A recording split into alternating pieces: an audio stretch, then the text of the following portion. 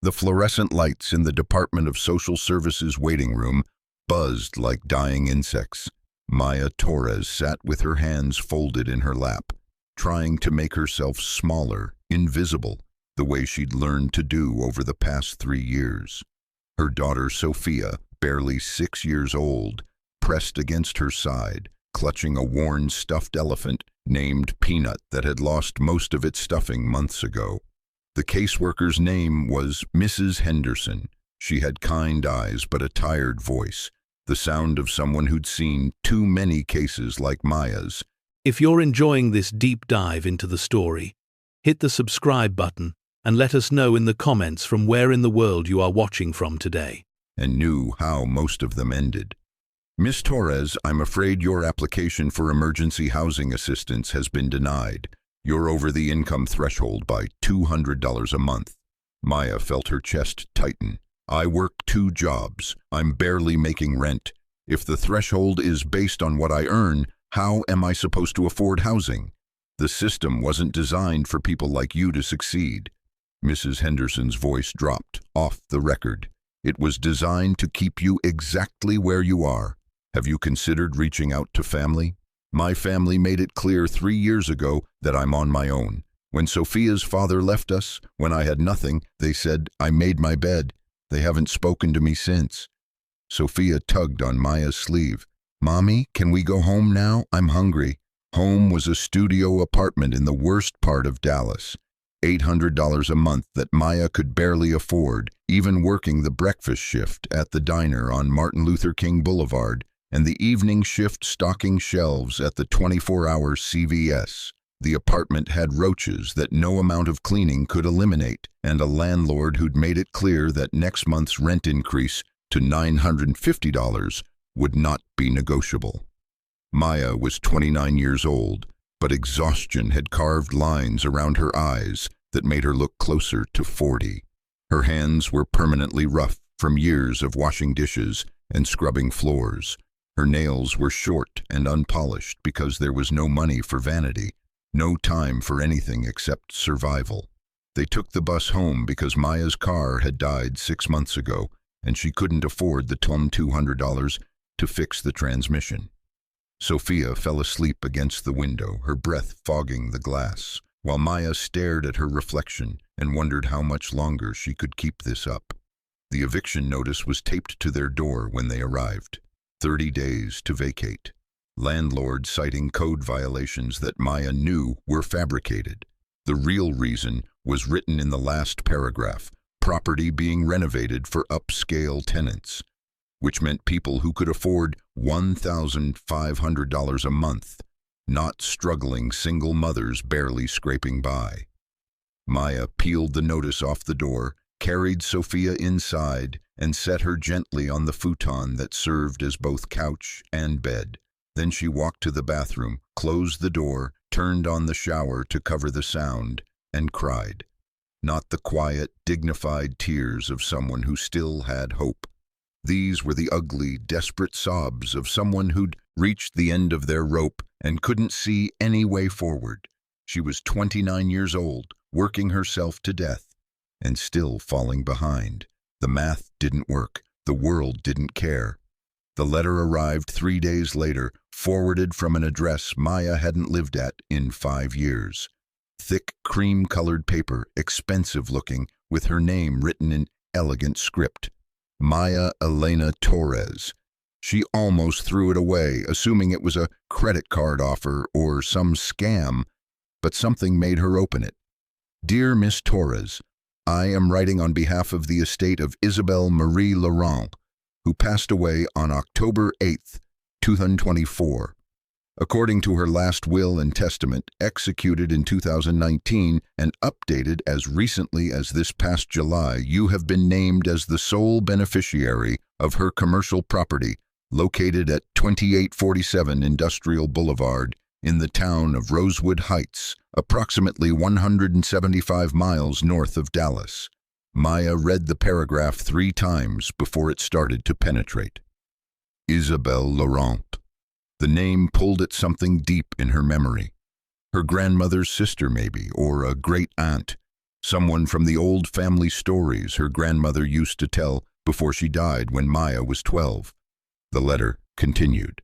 The property consists of a 340,000 square foot former perfume manufacturing facility built in 1961, sitting on 38 acres of land. The building sustained significant fire damage in 2018 and has been vacant since.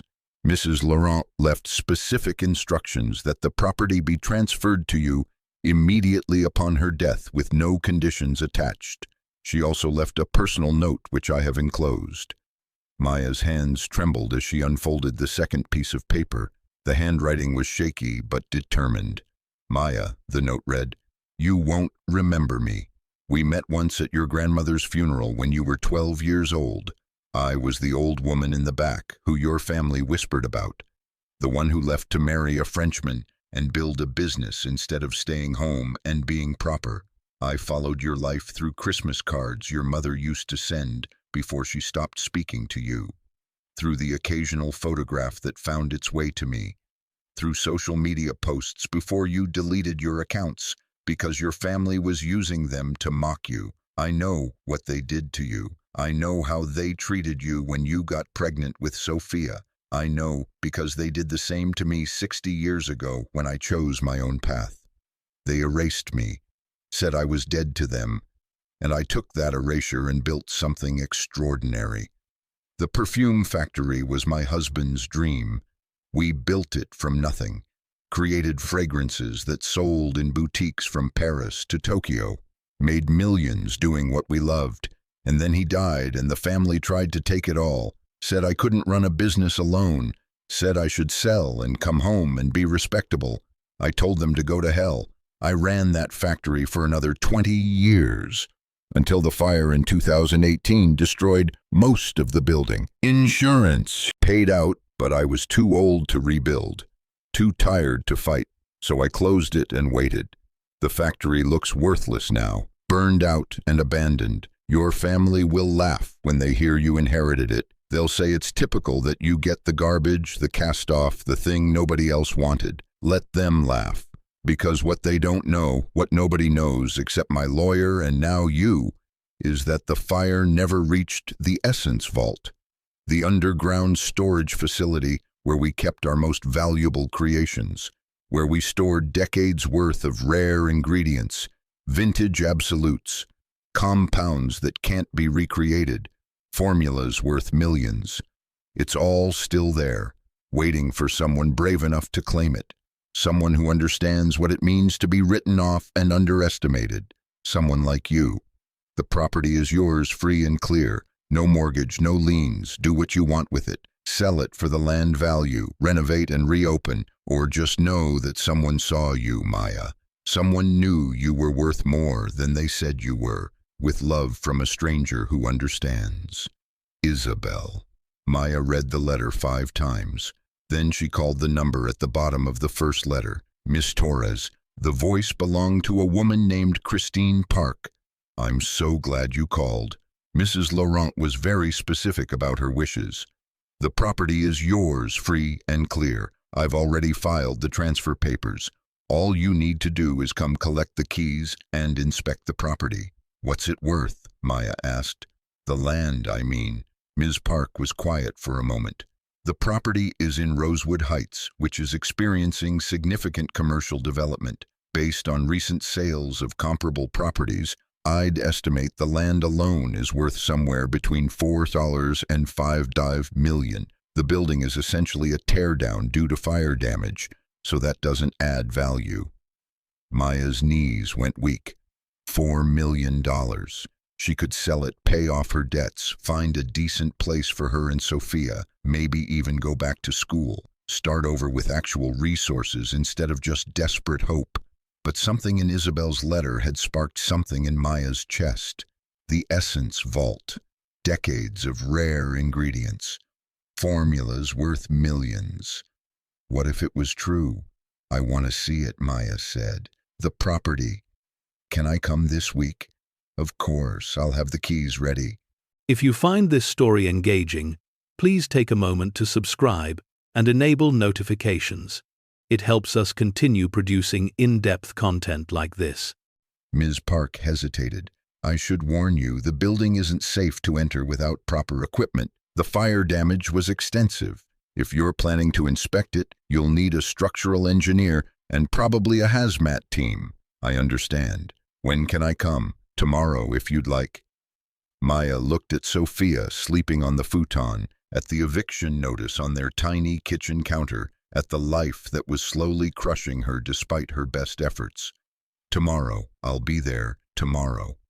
That night after Sofia was asleep, Maya sat at their makeshift dining table, a folding card table covered with a plastic cloth, and did the math.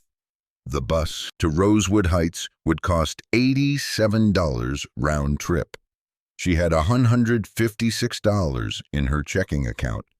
Rent was due in 6 days, and she was short $200. But if the property was really worth millions, if there was even a chance that Isabel's letter was true, she had to see it. She withdrew $100 from the ATM, leaving $56 for groceries until her next paycheck. Then she called her boss at the diner and quit. Maya, you're my best waitress. What are you doing? Something crazy, something that's probably going to blow up in my face, but I have to try. They left Dallas at 6 a.m. on a bus full of people who looked as exhausted as Maya felt. Sofia sat by the window, pressing her nose against the glass, asking questions about every town they passed through. Where are we going? What's a perfume factory? Can I smell the perfumes? We're going to see a building that used to belong to a relative. Maya chose her words carefully, not wanting to build hope that might crumble. It's very old and probably not very nice anymore, but we need to see it. Is it ours now? Maybe, baby. Maybe it is. Rosewood Heights appeared after 3 hours on the bus. It was bigger than Maya expected, not quite a city, but more than a town. Main Street had been recently renovated with brick sidewalks and trendy boutiques, coffee shops with names like Grindhouse and Bean There, a farmer's market setting up in what looked like a converted warehouse. This place has money, Maya thought. Real money. Not the desperate survival she'd known for 3 years, but actual prosperity. The taxi to Industrial Boulevard cost $45.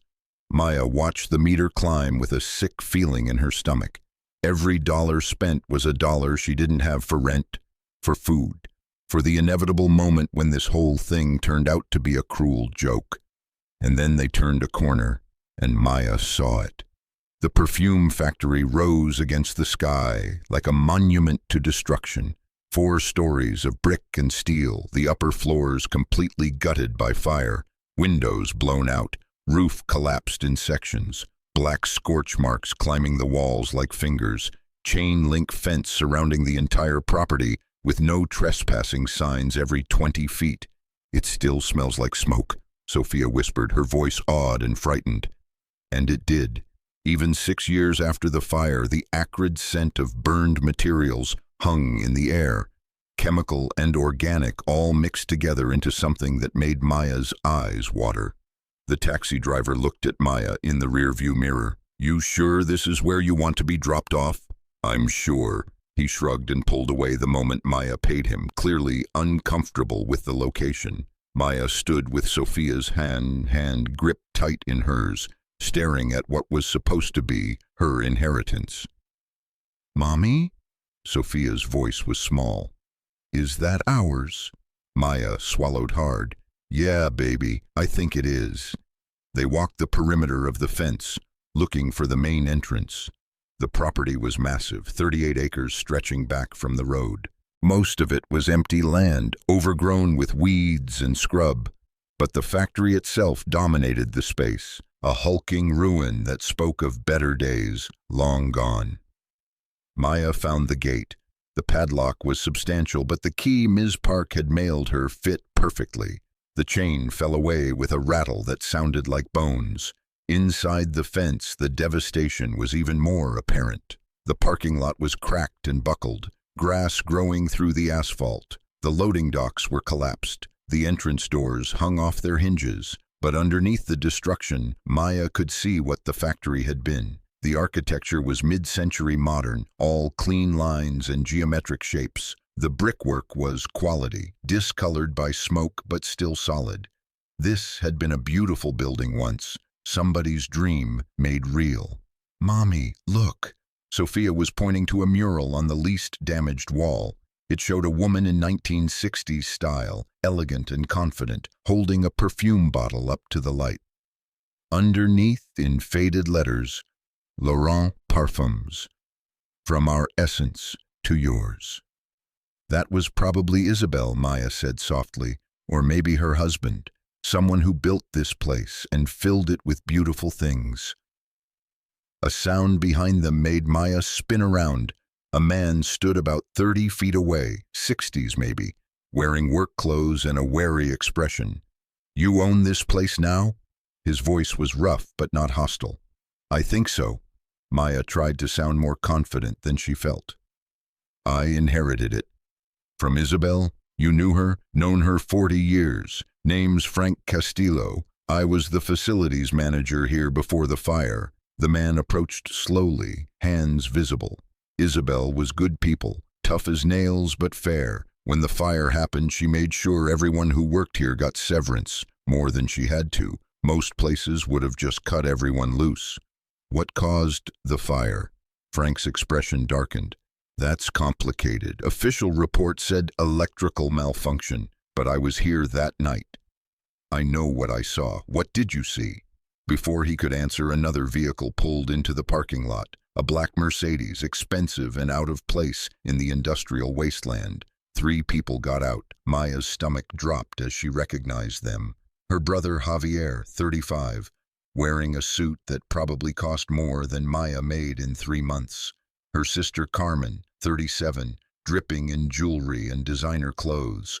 And Uncle Roberto, the unofficial head of the family since their grandmother died, looking at Maya with an expression of pure contempt.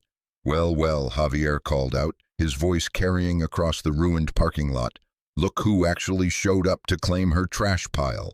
Maya stood her ground. Sofia pressed against her back. "What are you doing here?" "We heard about your little inheritance," Carmen said, picking her way across the cracked asphalt in heels that cost more than Maya's security deposit. "We came to make sure you understand what you're dealing with." Uncle Roberto stepped forward. "This property is worthless, Maya. A burned-out factory on contaminated land. The cleanup costs alone would bankrupt you. The smart thing to do is sign it over to the family trust. We'll handle the liability. You walk away with $50,000. More money than you've ever had."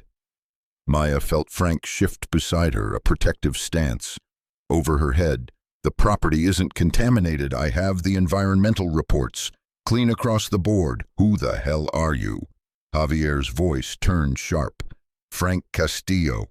I managed this facility for 23 years, and I'm telling you the land is clean, the building can be demolished safely, and the property is worth a hell of a lot more than $50,000. Uncle Roberto's expression hardened. The family is offering a generous solution to a difficult problem. Maya has no resources, no knowledge of commercial property, no ability to develop this land. She'll lose everything trying to hold on to something she can't maintain." Carmen stepped closer, her perfume expensive and cloying. "You're a waitress, Maya. What do you know about real estate development, about managing contaminated sites, about dealing with city regulations and zoning boards? You're going to fail, just like you failed at marriage, just like you failed at being part of this family." The words hit like physical blows. Maya felt Sofia flinch behind her. "Don't," Maya said quietly. "Don't talk about failure in front of my daughter. Why not? It's what she needs to understand. That her mother makes bad choices." Javier pulled out a folder. "We brought the paperwork. Sign over the property. Take the $50,000. Use it to get back on your feet instead of clinging to some fantasy." Maya looked at the ruined factory behind her, at Frank standing solid and protective, at Sofia's small hand gripping her jacket, and she thought about Isabel's letter, about being erased and written off, about building something extraordinary from nothing. "No." "Excuse me?" I said no. This property is mine. Isabel left it to me, and I'm keeping it." Carmen's laugh was cruel. "You're keeping a burned-out factory? Are you insane?" "Maybe, but it's my decision to make." Uncle Roberto's voice went cold. "We're trying to help you, but if you refuse, if you insist on being stubborn, you'll be on your own. No family support, no help when this all falls apart, which it will. I've been on my own for 3 years. I think I can manage." The silence stretched taut. Then Javier turned back to the Mercedes. "Your funeral. When you're homeless and broke, don't come crying to us." They drove away, tires spinning on the broken asphalt. Maya stood watching them go, her whole body shaking with adrenaline and fear, and something that felt dangerously like hope. Frank cleared his throat. "That was brave, or crazy, possibly both." "Probably both," Maya agreed. She turned to him. "You said you know what caused the fire. Will you tell me?" Frank looked at the ruined building, his expression complicated. "Let me show you something first. Follow me." He led them around the building's perimeter to the back, where the damage was somehow worse. The entire rear section had collapsed, steel beams twisted like melted plastic. But Frank wasn't looking at the destruction. He was looking at a section of ground that appeared slightly different from the surrounding asphalt. Smoother, newer. "That's a concrete cap," Frank said, "installed in 1962 when they built the original facility. Covers the entrance to the Essence Vault, underground storage facility where they kept all the valuable materials. Temperature-controlled, humidity-controlled, fireproof, supposedly indestructible." Maya's heart started to race. "Is it still there?" "Should be. The vault was designed to survive anything. Fire, flood, earthquake. They built it to last 100 years minimum. Can we get in?" "Maybe, but I need to tell you something first. The fire wasn't an accident." "What do you mean?" Frank pulled out his phone and showed her a video. The timestamp was from 6 years ago. Security footage. Maya watched as 2 figures approached the factory at night, poured something along the base of the walls, then lit it and ran. The flames spread with terrifying speed, consuming the building in minutes. "I gave this to the fire investigators." Maya stared at the screen, and they did nothing. One of those figures worked for a development company called Riverside Properties. They'd been trying to buy this land for years. Isabel kept refusing. 2 weeks after the fire, Riverside made another offer. When Isabel refused again, they backed off. But I always wondered if they'd try again. "Are they connected to my family?" Frank shrugged. "I don't know your family, but Riverside Properties is owned by a man named Marcus Torres." "Any relation?" Maya's blood went cold. "That's my uncle. Roberto's business partner." Frank's expression turned grim. "Then you should know they've been waiting for Isabel to die so they could buy this land. They probably assumed she'd leave it to some distant relative who'd sell immediately. They didn't count on someone who might actually fight." "What's so special about this land?" Frank gestured toward the south. 3 blocks that way, they're building a massive mixed-use development. Luxury condos, boutique shopping, high-end restaurants. This property sits right between the new development and the highway. Perfect location for commercial space, worth maybe $15–20 million once it's developed. So my uncle tried to burn Isabel out. I can't prove it. But yeah, that's what I think. Maya looked at the concrete cap covering the Essence Vault entrance. And if there's really millions of dollars worth of materials down there, if I can prove this property is worth more than they're offering, then I have leverage. More than leverage. You have independence. Frank met her eyes. But you need to understand something. If your family wanted this land badly enough to commit arson, they're not going to stop just because you said no. They'll come at you with lawyers, with regulations, with every trick they know. Are you ready for that fight? Maya thought about the eviction notice in her apartment, about working herself to exhaustion for 3 years and still falling behind, about Sofia's future depending on her mother having the courage to claim what was theirs. I don't know if I'm ready, but I know I'm done running. Frank smiled for the first time. Good, because we've got work to do. They spent the next 2 hours examining the property. Frank had kept detailed records of everything, copies of blueprints, maintenance logs, the original construction specifications for the Essence Vault. He showed Maya where the entrance should be, underneath the concrete cap. The vault door itself was solid titanium, sealed with a combination lock that only Isabel and Frank had known. "Do you remember the combination?" Frank shook his head. "Isabel changed it in 2019. Said she wanted to make sure only the right person could get in. She gave me an envelope before she died. Said to give it to whoever inherited the property." He pulled a sealed envelope from his truck. Maya's hand trembled as she took it. Inside was a single sheet of paper in Isabel's handwriting. "Maya, if you're reading this, you've made it to the factory. You're standing on top of a fortune that your family doesn't know exists. The Essence Vault contains materials I collected over 50 years. Rare oils, absolutes, vintage compounds. Some of them are irreplaceable, ingredients that can't be sourced anymore. Perfume houses in Paris would pay millions for access to some of these materials. The combination to the vault is based on dates that matter.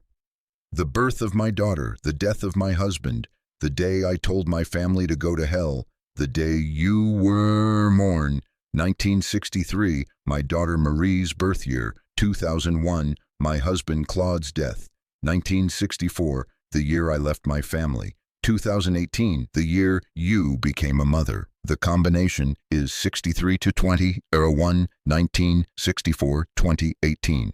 Turn right for the first number, then alternate left and right for each subsequent number. The vault opens counterclockwise.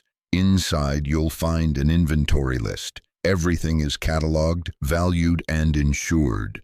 The insurance policy is in a fireproof box in the main office section of the vault.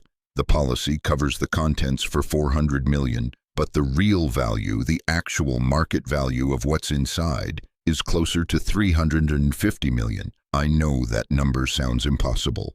It should. That's how much I built from nothing. That's how much they tried to take from me. And now it's yours. Use it wisely. Use it to build the life they said you couldn't have. And when they come for it, because they will, fight them with everything. You deserve this, Maya.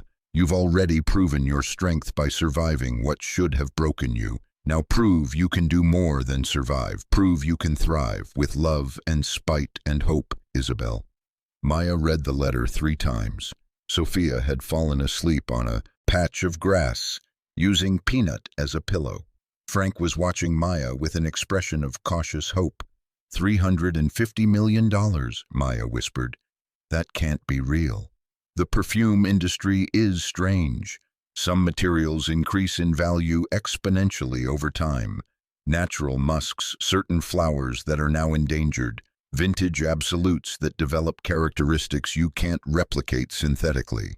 I saw some of what Isabel had in that vault. I believe the number. How do we get in? We need equipment. The concrete cap weighs about 6 tons. We'll need a crane to lift it. Then we need to expose the vault door, which means excavation. Figure $15,000 minimum to do it safely and legally. I have $56 in my checking account. Frank was quiet for a moment. I have about $8,000 in savings. Money I was keeping for retirement, but Isabel was good to me. If there's a chance to honor her wishes and help you at the same time, I'm in. We'll need permits, though. Can't just start digging without city approval. How long does that take? Normally weeks. But I know people in the permits office might be able to expedite it. But Frank hesitated. Once we file for the permits, it's public record. Your family will know what we're doing. Let them know. Maya surprised herself with the steel in her voice. Let them see I'm not backing down. Over the next 2 weeks, Maya's life became a desperate balance of survival and hope. She'd burned through her savings on the bus trip to Rosewood Heights. Rent was overdue. The eviction notice had been followed by a court summons. She was 14 days from being homeless.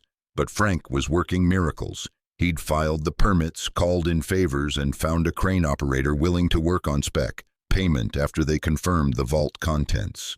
The permits were approved with surprising speed. Too much speed, actually. Frank suspected someone had expedited them, probably hoping Maya would fail publicly. The city inspector's name was Tom Morrison. He showed up at the property unannounced 3 days before the scheduled excavation. Maya was there with Sofia, cleaning trash off the property, trying to make it look less like a crime scene. "You're the new owner?" Morrison looked her up and down with undisguised skepticism. "Young, single mother, no visible means of support. This is going to be a disaster." "Excuse me? I've seen this before. Someone inherits property they can't afford to maintain, can't pay property taxes, can't secure the site properly. It becomes a blight. Then the city has to step in and we all pay for it. The property is secure, it's fenced, the taxes are current." Morrison pulled out a clipboard. "Let's see how secure it really is." He spent the next hour finding violations. The fence had a gap on the east side. The no trespassing signs weren't regulation size. The parking lot was a tripping hazard. The building itself should be demolished immediately as a safety hazard. Each violation came with a fine. $500 here, $1,000 there. By the time he finished, Maya owed the city $8,700 in immediate fines, plus a requirement to demolish the building within 90 days or face additional penalties. "I can't afford this." "Then you shouldn't own property." Morrison handed her the citation. "Pay the fines within 30 days or we'll place a lien on the property, and if you don't demolish that building, we'll do it ourselves and bill you for it. Could run $200,000, maybe more."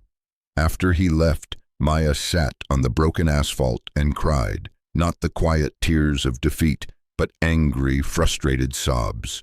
This was rigged. The whole system was designed to make sure people like her failed. Sofia sat beside her, patting her mother's arm. "It's okay, Mommy. We'll figure it out." "Baby, I don't know if we can." Frank arrived an hour later and Maya showed him the citations.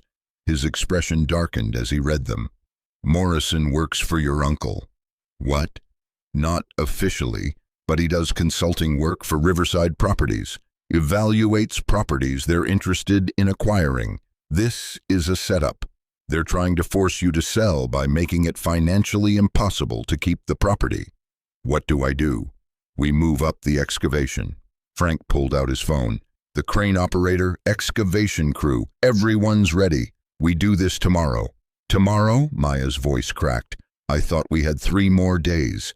If we wait, Morrison will find another reason to shut us down. We go tomorrow before they can stop us."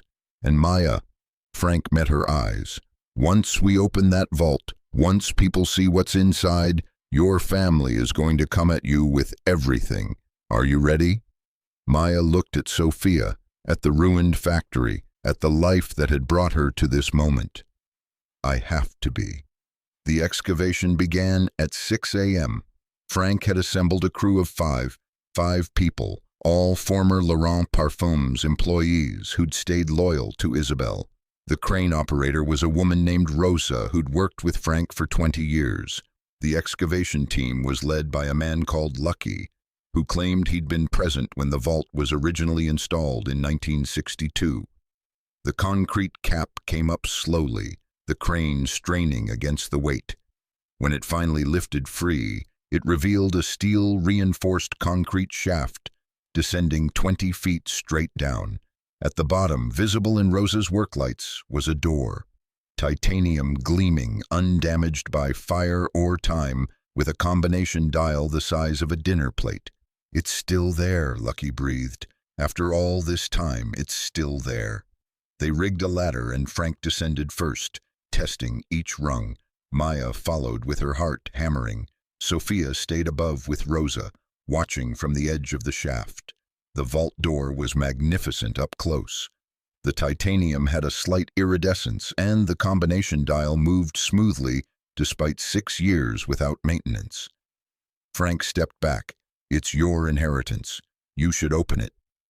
Maya pulled out Isabel's letter and read the combination again. 63-2001, 1864-2018. She placed her hand on the dial. Right for 63. The dial turned with satisfying precision, clicking into place.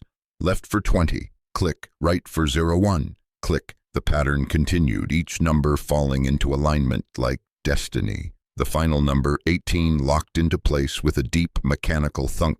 Maya pulled the handle and the vault door swung open on hinges that should have been seized, but moved like silk. Cool air rushed out, climate controlled even after all these years. The emergency lighting flickered on automatically, revealing a space that took Maya's breath away. The essence vault was the size of a small warehouse, extending back into the earth far beyond what should have been possible. Floor-to-ceiling shelving lined the walls, each shelf packed with bottles, thousands of them, maybe tens of thousands. Each bottle labeled, cataloged, gleaming in the fluorescent light. Frank stepped inside, his voice hushed with awe. Mother of God, it's all still here. Maya followed, her footsteps echoing on the concrete floor. The bottles were organized by type: natural oils in amber glass, absolutes in dark blue bottles, synthetic compounds in clear containers. Each section labeled in multiple languages: French, English, Arabic, Hindi. She pulled a bottle at random from the nearest shelf. The label read, Mysore Sandalwood Absolute, 1973, 500 ml. Underneath was a handwritten note, last commercially available vintage, current market value, $45,000 per bottle. Maya's hand trembled. One bottle, $45,000. Keep looking, Frank said, his voice strange. She moved deeper into the vault. Rose de May, 1965. Tonkin Musk, 1958. Natural Ambergris, 1961. Bottle after bottle of materials that were now illegal to harvest, extinct in the wild, or simply unavailable at any price. And each bottle had a value listed: 50,000, 120,000, 200,000. At the back of the vault was a separate climate-controlled room. Frank opened it and they stepped into cold that burned the lungs. Inside were rows of smaller bottles, each in individual refrigerated cases. These are the crown jewels, Frank said. The materials perfume houses would kill for. Maya read the labels. Iris pallida, 1963. Oud from trees that no longer exist. Natural civet from animals now protected. Vintage compounds with names she didn't recognize, but values that made her dizzy. One bottle, labeled simply Formula No. 47, 1967, had a note attached. Offered $12 million by Chanel in 1985. Declined. How much is all this worth? Maya whispered. More than Isabel estimated. Frank was studying an inventory book he'd found mounted on the wall. She must have continued acquiring materials after 2018. Some of these bottles are marked 2019, 2020. She was still building this collection until she died. He turned pages, running his finger down columns of numbers. Based on current market values accounting for rarity and condition, I'd estimate we're looking at $380 million in materials. Maybe more. The number should have felt impossible. It did feel impossible. But Maya was standing in a room full of proof. Bottles and bottles of liquid gold, hidden underground while the world above burned. A shout from above made them both freeze. Rosa's voice, urgent and frightened. You need to come up now. We have company. Maya climbed the ladder faster than safe, her heart pounding. At the top, she emerged to find 6 vehicles surrounding the excavation site. Police cars, a fire marshal SUV, city vehicles. And in the center of it all, Uncle Roberto, standing with Inspector Morrison and a woman in an expensive suit carrying a briefcase. Miss Torres, the woman called out. I'm Janet Reynolds, representing Riverside Properties. This excavation is being conducted in violation of city ordinances. We're here to shut it down and secure the site. We have all the proper permits. Frank had emerged behind Maya. Those permits are being revoked. Morrison stepped forward. On grounds of unsafe excavation practices and unauthorized disturbance of potentially contaminated materials. The vault isn't contaminated. We ran environmental tests. The woman, Reynolds, smiled without warmth. Nevertheless, the city is exercising its authority to secure this site pending further investigation. You'll need to seal the vault, cease all excavation activities, and clear the property immediately. Uncle Roberto had been standing back, letting his lawyers do the talking. Now he stepped forward, his expression triumphant. This is what happens when children try to play grown-up games.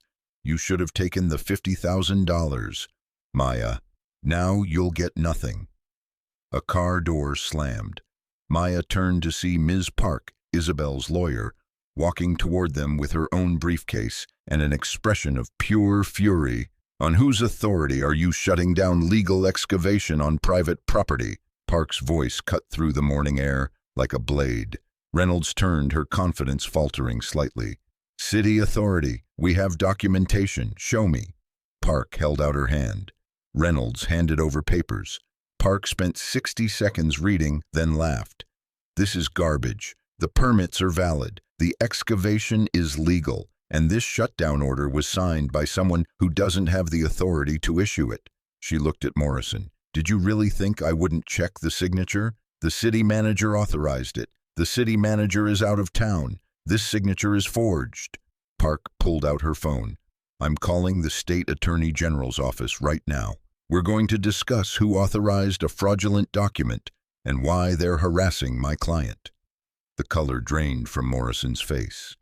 He looked at Uncle Roberto, who was already backing toward his car. Wait, Reynolds tried to salvage the situation. There's still the matter of public safety. The excavation is being conducted by licensed professionals following all safety protocols. Park gestured to Frank and his crew.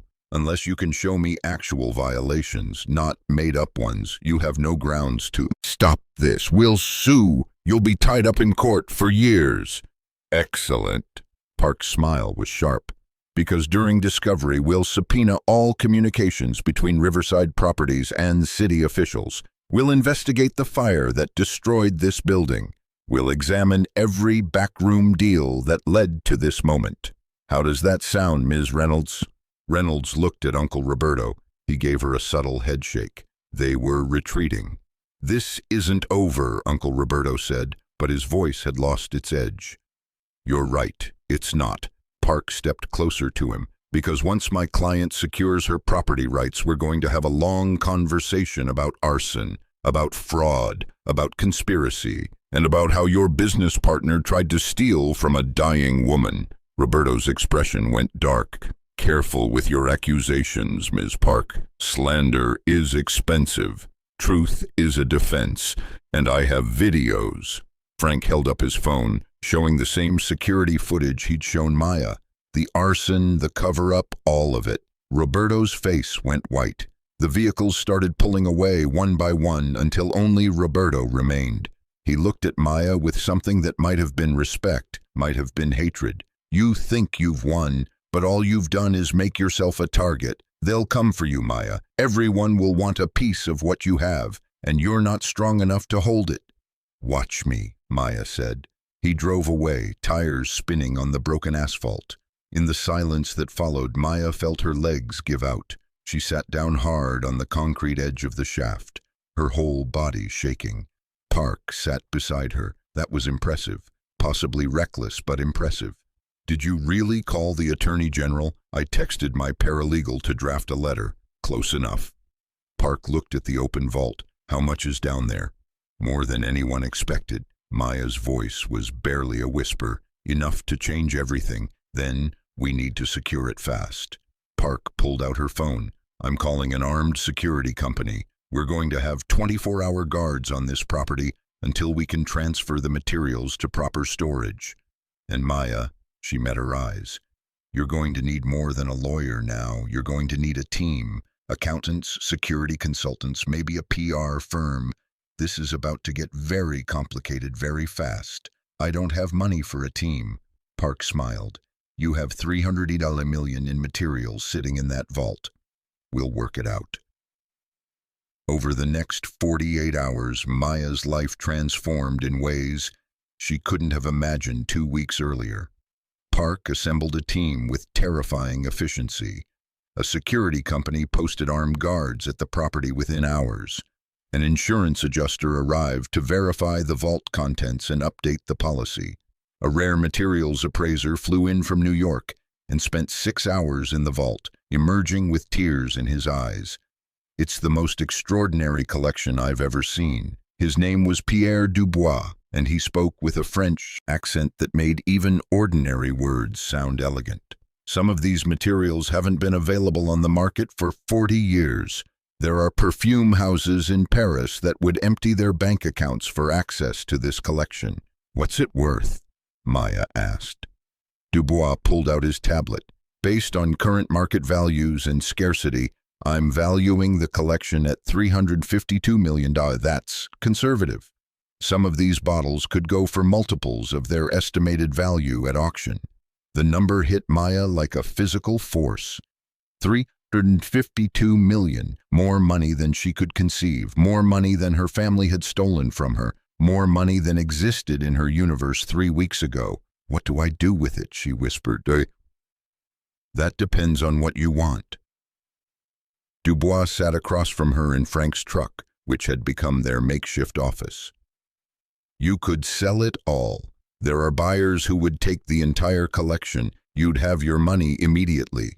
$250 million after taxes, maybe more. Or you could do what Isabel did. Use these materials to build something. The perfume industry is always looking for genuine artistry, for real materials, for fragrances that aren't just focus-grouped chemical formulations. With what's in that vault, you could create a perfume house that would make Grasse jealous. I don't know anything about perfume, but you know about surviving. You know about being underestimated. You know about building something from nothing. That's more valuable than technical knowledge.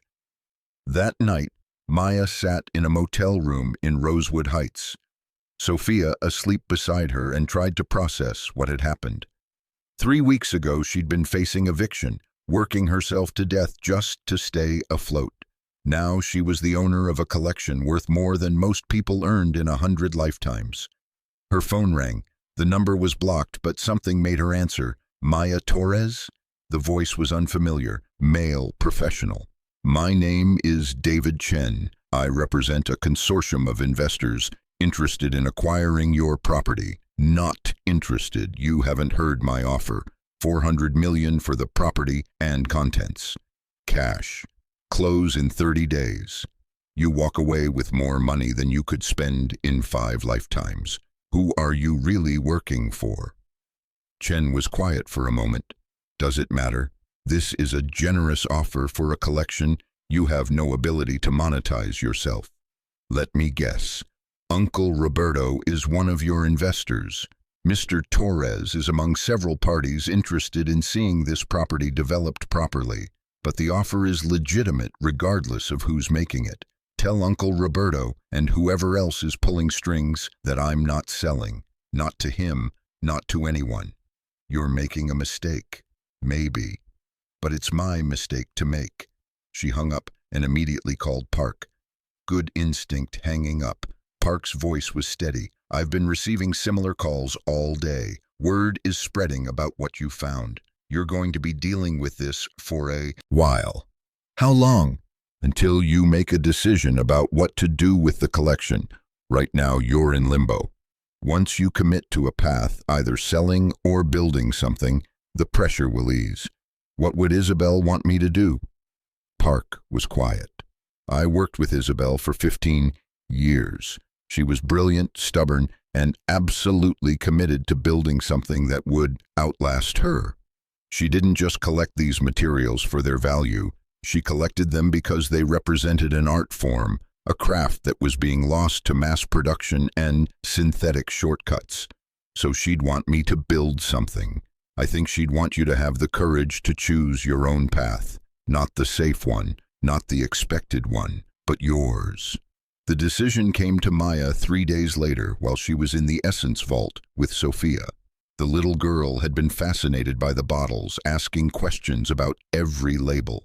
What's this one smell like? Where did it come from? Why is it so special? Maya opened a bottle of Rose de May from 1965.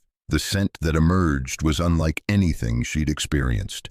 Not perfume counter roses, but something alive, complex, with layers of honey and earth and green stems and morning dew. It smelled like memory, like hope, like proof that beauty could survive decades sealed away in darkness.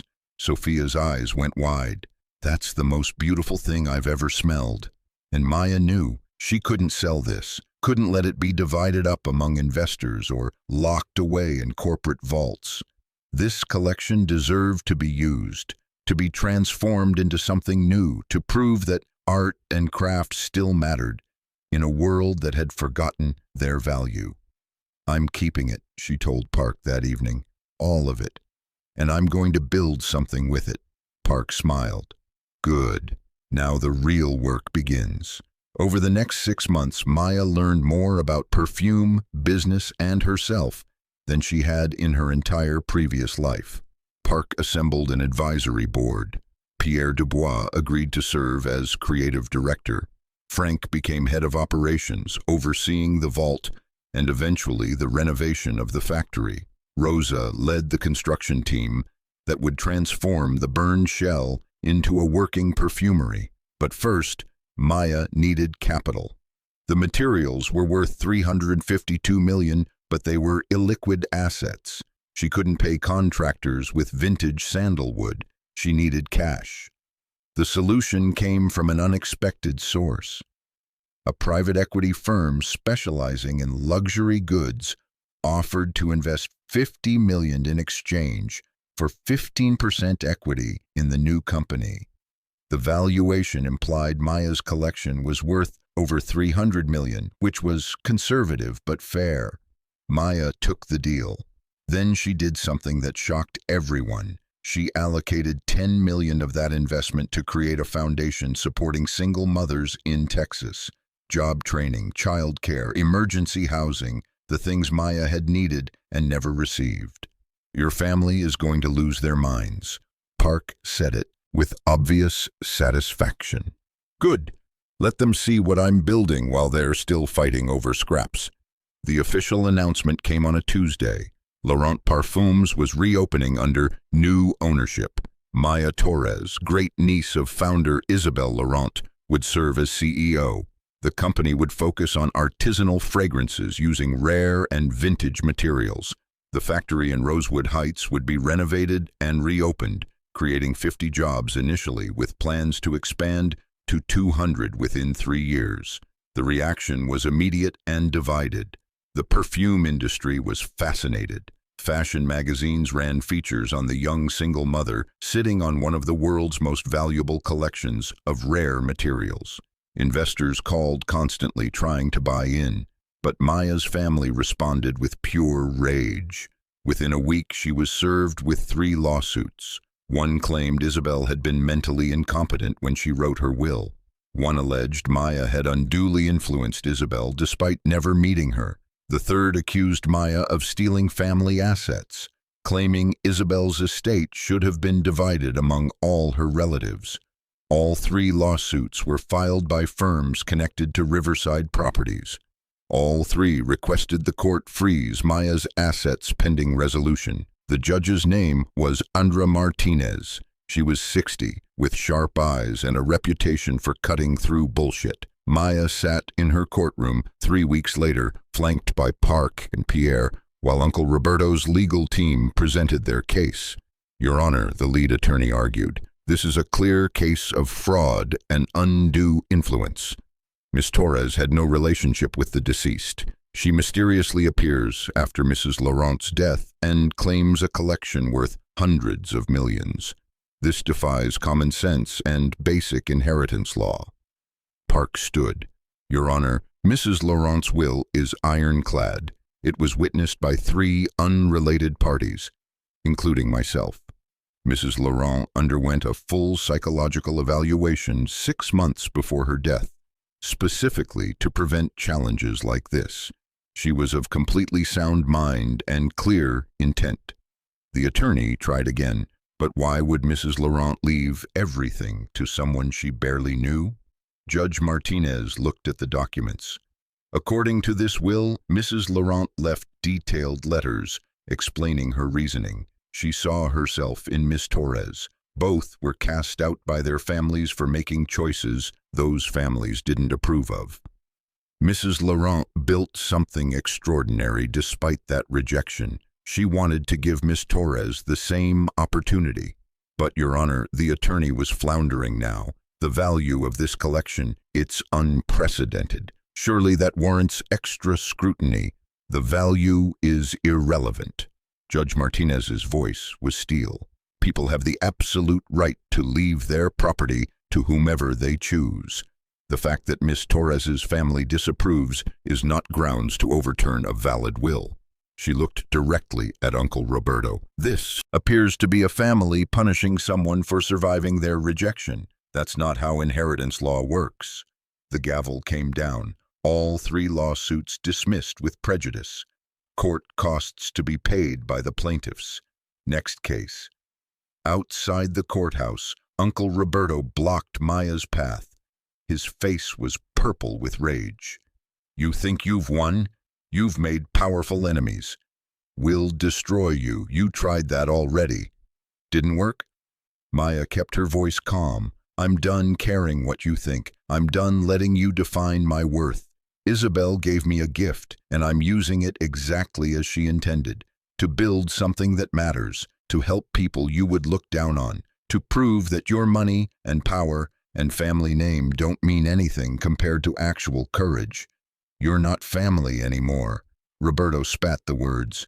You're dead to us. I've been dead to you for 3 years. The difference is now I'm dead to you with $352 million and a company to build. I think I'll survive. Carmen appeared from one of the other vehicles. She looked smaller than Maya remembered, diminished. Maya, wait. Can we talk? What could we possibly have to say to each other? I'm sorry. Carmen's voice broke.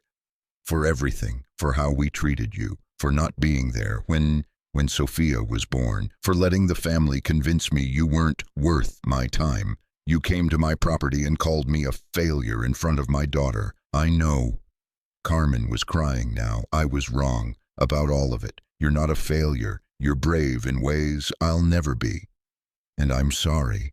Maya studied her sister. The designer clothes looked cheaper now, the jewelry less ostentatious. Something had changed. What do you want? Nothing. Carmen shook her head. I just wanted you to know that one person in this family sees what you've accomplished, and I'm proud of you, even if I have no right to be.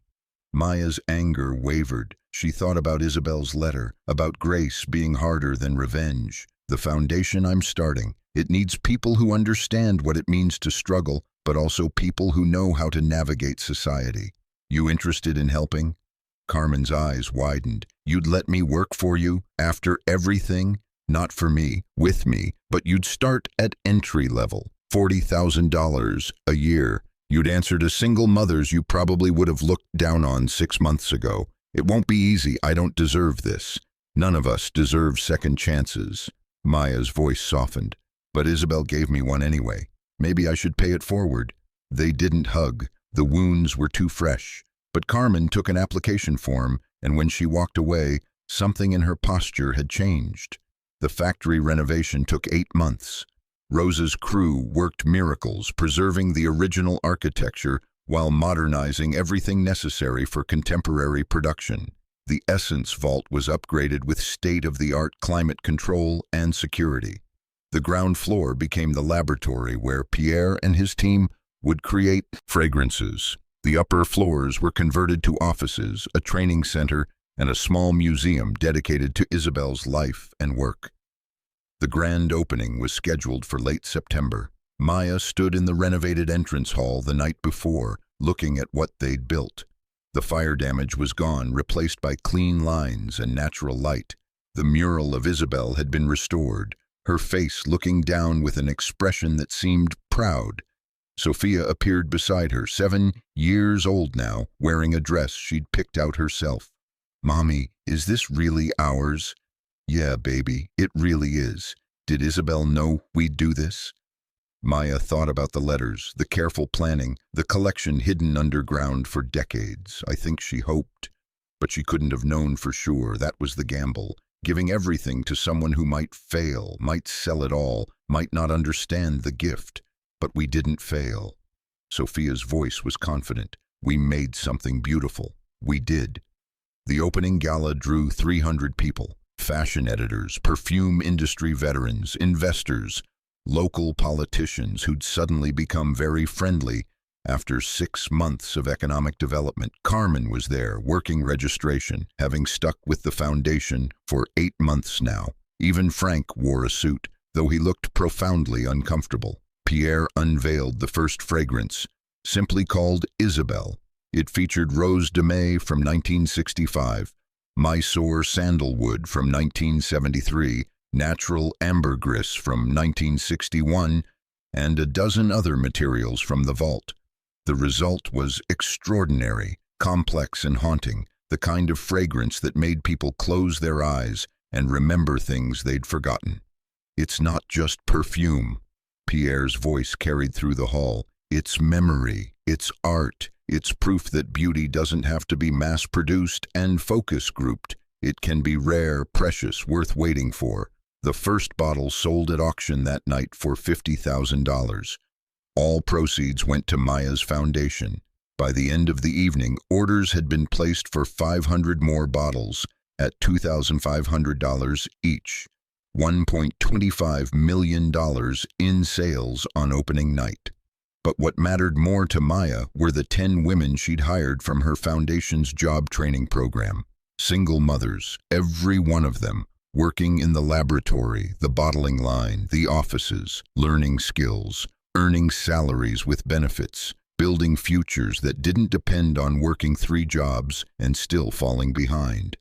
At midnight, after the guests had left and the staff had gone home, Maya stood in the Essence Vault with Sofia and Park. The shelves were slightly emptier now, materials being used to create fragrances. But what remained was still worth over $300 million. You did it. Park's voice was quiet. You took an inheritance everyone said was worthless and turned it into something extraordinary. We did it, Maya corrected. You, Frank, Pierre, Rosa, Carmen, all of you. I just had the courage to say yes. That's more than most people. Park pulled out an envelope. One last thing. Isabelle left this with me. Instructions to give it to you after the opening. Maya opened it with trembling hands. Inside was a photograph, the same one she'd seen in Isabelle's bedroom at her grandmother's funeral 20 years ago. 2 women, one old and one young, standing in front of the factory before the fire. The old woman was Isabelle. The young woman was Maya at 12 years old, though she barely remembered the meeting. On the back, Isabelle had written, "I saw your strength even then. I knew you'd build something beautiful. Thank you for proving me right." Maya held the photo and cried, not from sadness, but from the weight of being chosen, being believed in, being given a chance when everyone else had written her off. Sofia hugged her mother. "It's okay, Mommy. Happy tears are good. Yeah, baby, happy tears are good." 3 years later, Laurent Parfums was valued at $180 million. The company had released 12 fragrances, all using materials from the vault. Each one was a critical and commercial success. The factory employed 200 people.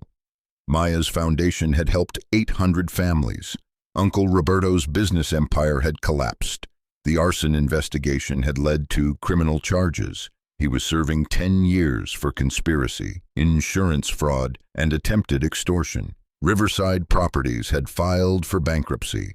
Javier's Wall Street career had imploded when his connection to the arson came out.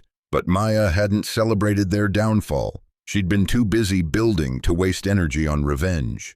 She stood in her office looking out at the factory floor, where her employees were bottling a new fragrance called Second Chances. It featured materials from the vault, combined with sustainable modern ingredients. Part vintage artistry, part contemporary innovation. 50% of profits went to the foundation. A knock on the door. Carmen entered, wearing business casual now instead of designer labels.